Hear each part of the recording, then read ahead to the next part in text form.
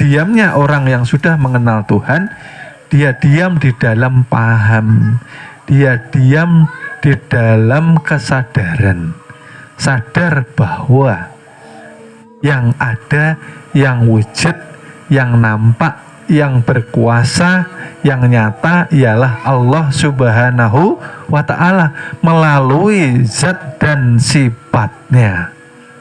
Karena kita dikatakan Adam, Allah, dalil atau nyatanya Muhammad yang menjadi insan kamil muhamil. Kita tidak ada, Bapak Ibu. Nah, ini nanti kita kaji lebih dalam lagi. Nah, hati ini harus kita kawal terus, Bapak Ibu, karena ini sangat rawan. Kenapa dikatakan sangat rawan? Karena hati ini pintu masuknya hidayah dari Allah Subhanahu wa ta'ala. Ketika hati tertutupi dengan satu titik maksiat, satu titik kekilafan, satu titik kesalahan terus diulang, kita tidak mau taubatan nasuha, maka itu tadi yang sudah saya katakan, hati akan tertutup daripada hidayah karena perbuatan kita sendiri, bukan dari keinginan Tuhan, karena Tuhan selalu memberi hidayah. Manusia itu kalau hatinya keras, seperti apa hatinya keras? Dinasihati, mah sholat, nah, pak sholat, nah marah,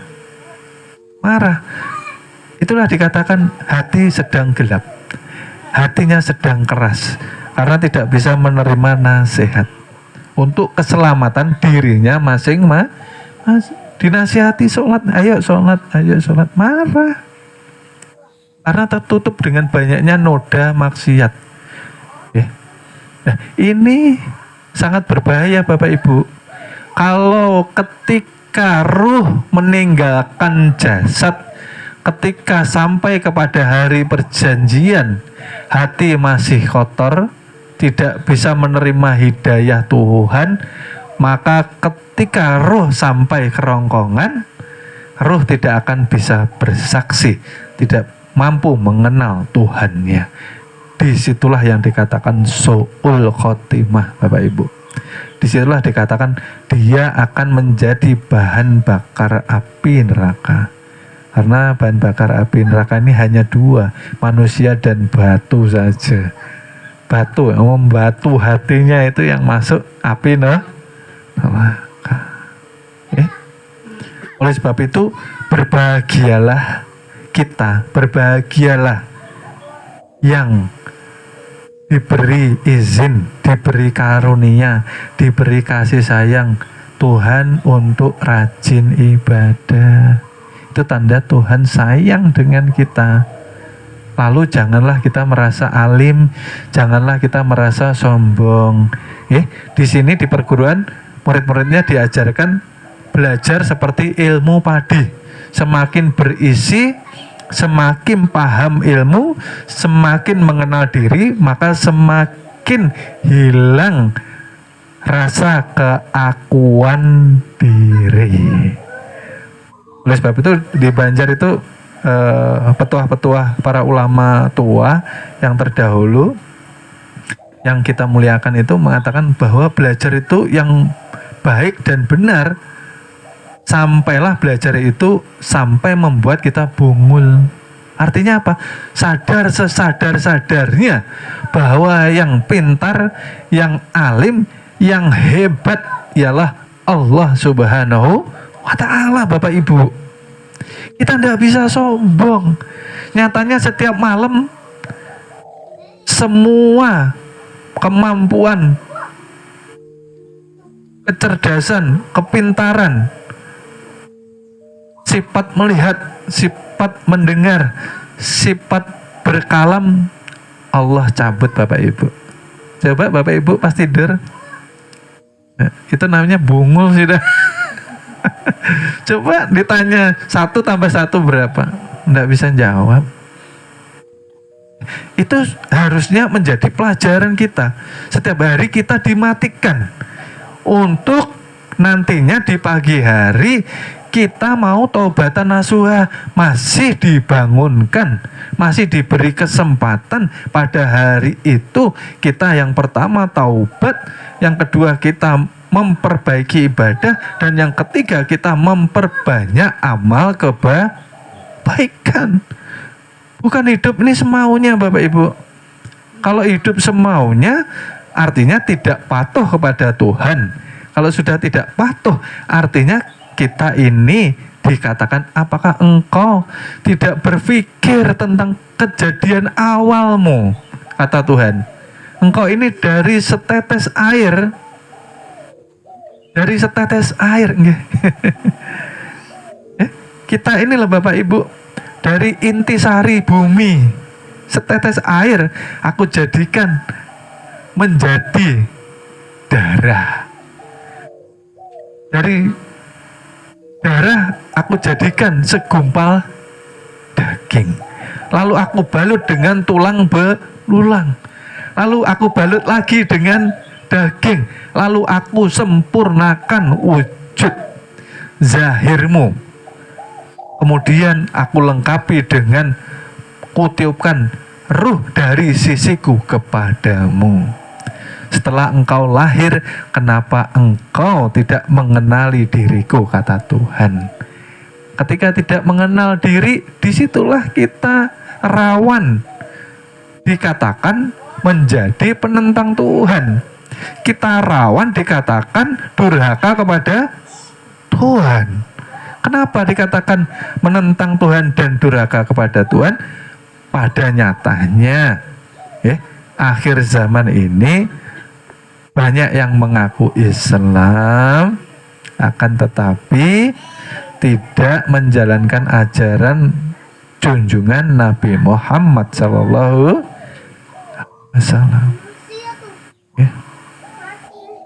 Tidak menjalankan ajarannya secara sempurna, maksudnya seperti itu. Yang dikaji, yang didalami, yang dipahami, yang dipakai hanya di tingkat pertama. Yang dipahami bab fikih saja, nahwu sorobnya saja, bab tata cara rukun sholatnya, puasanya, zakatnya. Dari sisi batiniyah tidak dikaji. Ini sangat rawan dan sangat berbahaya. Kenapa? Ketika seseorang sholat, hadir hatinya bukan kepada Tuhan, dikatakanlah sholatnya batal, sholatnya tidak diterima, dan sholatnya justru akan menyeretnya ke api neraka. Walaupun mohon maaf, sholatnya secara fikih fasih bacaannya, hebat orangnya, tapi kalau dia masih merasa keluarnya amal ibadah sholat itu dari usahanya, dari kemampuannya, dari kecerdasannya, maka hancur amal ibadahnya. Itulah dikatakan dia tidak mengenal bahwa keluar amal dari tubuhnya karena izin dari Allah Subhanahu wa Ta'ala. Nyatanya ketika berdiri tegak, kita membutuhkan bantuan Tuhan melalui zatnya yang nyata kepada tubuh batang manusia yang dikatakan nyawa. Ruh yang keluar masuk nyatanya napas.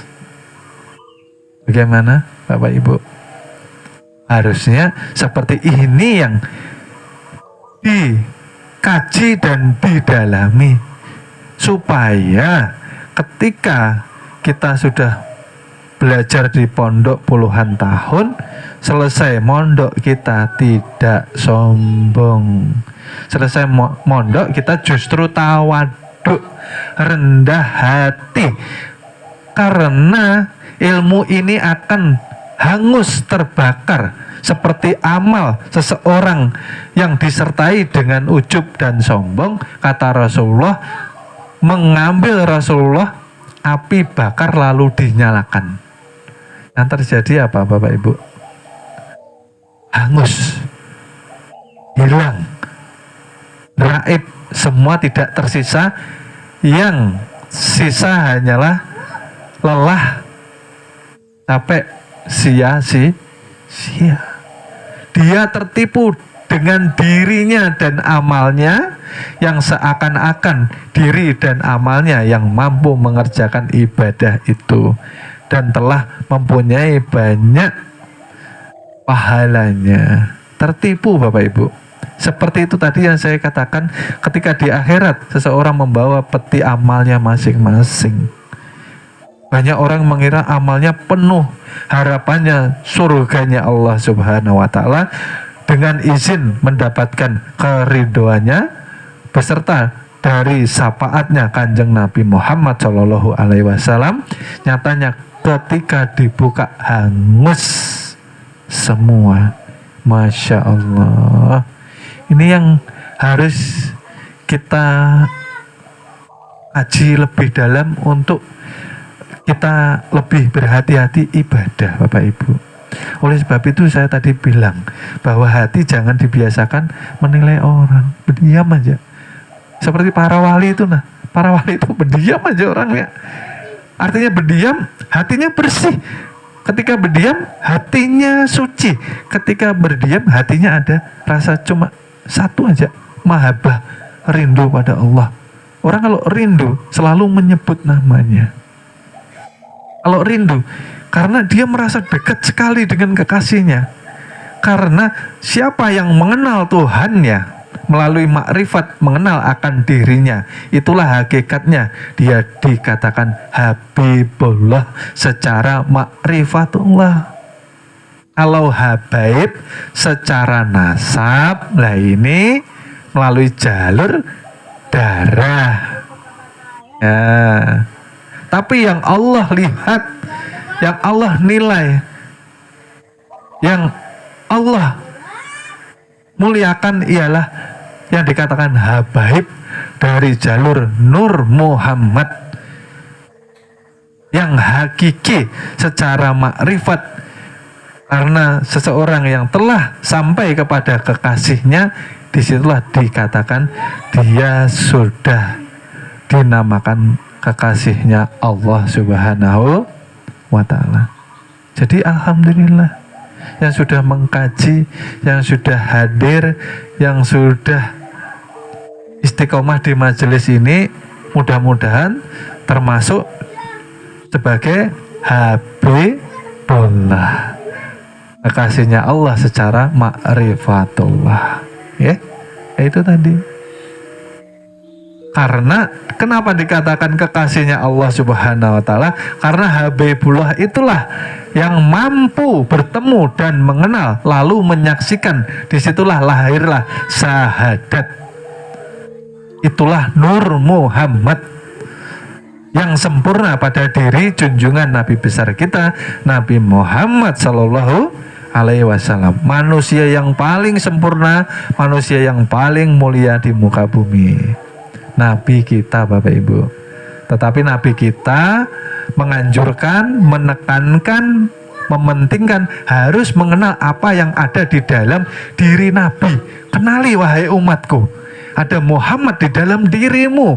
Itulah yang menghantar kamu, yang menjadikan wasilah, yang menjadikan guru Rabbani, mursyid hakiki, yang akan menghantarkanmu kepada kesejatian dirimu, kepada Tuhanmu, ya, kepada Tuhan Zat yang Maha Suci. Nah, paham ya Bapak Ibu?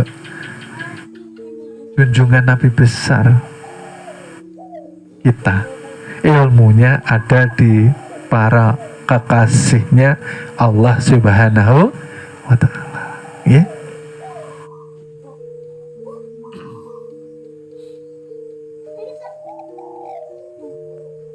Yang sirik kopi ini sudah tersembunyi Bapak Ibu, ini lalu dia bersembunyi lagi. Setelah bersembunyi di hati, dia bersembunyi di mana Bapak Ibu? Bersembunyi dalam niat kita. Kalau sholat niatnya apa Bu? Niatnya lillahi Nyatanya hatinya niatnya kemana? Ketika kita sholat niat lillahi ta'ala, terkadang nafsu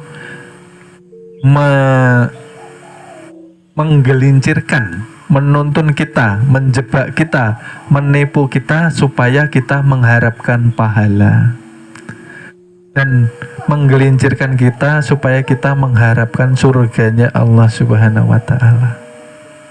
Ya. Di tingkat syariat mohon maaf, di tingkat fikih memang itu yang dicari Bapak Ibu. Ibadah itu tidak akan dikerjakan kalau tidak ada yang namanya pahalanya. Orang tidak mau sholat kalau tidak dapat surga, yo percuma ngapain, mending gak sholat. Tapi kalau di tahap level atau tingkat tasawuf, pahala dan surga sudah kita tinggalkan. Artinya seperti apa? Karena nyatanya kita sudah mengetahui keluarnya amal ibadah dari dalam tubuh kita ternyata karena gerak daripada izinnya Allah Subhanahu wa Ta'ala, dan disitulah akhirnya kita merasa malu dengan Tuhan. Kita tidak bergerak sedikit pun mengerjakan ibadah ternyata dengan izinnya. Malu kita kalau meminta pahala. Paham Bapak Ibu? Kita tidak bekerja tapi minta upah. Kan sepertinya kurang pantas seperti itu. Nah, niat kita juga harus kita kawal. Niat kita harus kita jaga. Yang tadinya niatnya lillahi ta'ala, lillahi ta'ala, tetapi hatinya ini kita jaga. Yang kita cari hanya ridhonya Allah Subhanahu wa Ta'ala. Karena kita asal daripada Tuhan, harus kembali suci, harus kembali fitri kepada Tuhan, bukan kepada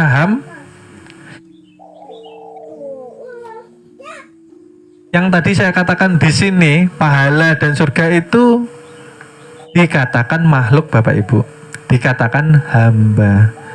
Jadi tidak pantas kalau kita berasal dari Allah Subhanahu wa Ta'ala lalu kembalinya ke hamba, ke surga, mengharap pahala. Harus tetap kembali kepada Zat yang Maha Suci, yang kosong daripada segala sesuatu keinginan surgawi. Ya. Karena mengenal Tuhan itulah hakikat surga itu sendiri Bapak Ibu. Saya katakan, ketika manusia sudah fana, lebur sifat keakuan kepada sifatnya Allah Subhanahu wa Ta'ala, disitulah hakikat surga itu sendiri. Karena sudah tidak ada kesengsaraan, sudah tidak ada kesedihan, sudah tidak ada rasa penderitaan. Itulah hakikat surga. Nyatanya di dalam rasa kita. Bapak Ibu. Itu tadi yang kedua.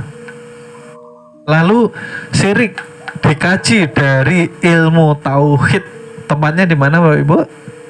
Tempatnya di ruh. Kenapa tempatnya di ruh? Karena sangat tersembunyi. Oleh sebab itu dikatakan syirik khafi bil khafi. Yang tersembunyi di balik yang tersembunyi ini sangat amat berbahaya. Dikatakan syirik khafi bil khafi ialah ketika ada pengakuan adanya diri. Yuk Bapak Ibu yang dimuliakannya Allah Subhanahu wa Ta'ala, mari pelan-pelan kita kembali ke asal jati diri kita. Bukankah awalnya kita ini tidak ada Bapak Ibu? Dari tidak ada, Tuhan mengadakan kita. Dari awal tadi saya katakan, dari setetes air lalu sempurna. Ketika sempurna, mengapa tidak patuh kepada Tuhan? Artinya patuh ialah hilangkan keakuan dirimu. Jangan mengaku engkau ini mampu melakukan ibadah. Jangan engkau mengaku kamu mampu melihat, mampu mendengar, mampu berucap, mampu bergerak, lalu semaunya engkau memakai sifatku. Kan seperti itu Bapak Ibu. Oleh sebab itu mari kita tilik. Kita nyatakan kenapa kita tidak boleh mengakui adanya wujud diri kita. Karena kita mustahil. Artinya mustahil ada. Yang wujud nyata, yang boleh ada hanya wujudnya Allah Subhanahu wa ta'ala. Mari kita nyatakan. Dikatakan insan kamil mukamil karena sudah sempurna penciptaan Tuhan, nyata dikandung rahasia amanahnya di dalam tubuh manusia. Ya, manusia bukan kita Bapak Ibu. Dikatakan manusia itu insan kamilmu, kesempurnaan wujud Tuhan. Tajali melalui zat dan sifat. Nah, kita nyatakan. Kita kuliti sekarang. Seperti yang kajian terdahulu, untuk menguliti kapas memerlukan proses. Masih ingat ya Bapak Ibu ya? Nah, tidak terlihat kapas ini di dalam baju, tapi kalau kita kuliti lalu terlihat kapas di dalam sebalik baju. Karena kapasnya tidak pernah diakui, maka kapas ini yang sebetulnya sejatinya wujud di dalam wujudnya baju itu tadi. Paham nggak Bapak Ibu ini? Nah, kalau tidak ada kapas mustahil ada baju. Seperti itu Tuhan ingin dikenal. Oleh sebab itu tajali, batang tubuh jasad, mampu bergerak, mampu sholat, mampu berzikir, mampu bersolawat, mampu berjalan, mampu duduk dan berbaring karena digerakkan oleh hati. Di sini ada hati. Ketika kita ingin bergerak, bukankah yang menggerakkan awalnya hati? Saya pengen begini. Nah, saya pengen bergerak, saya pengen sholat, saya pengen ke pasar. Ya, betul.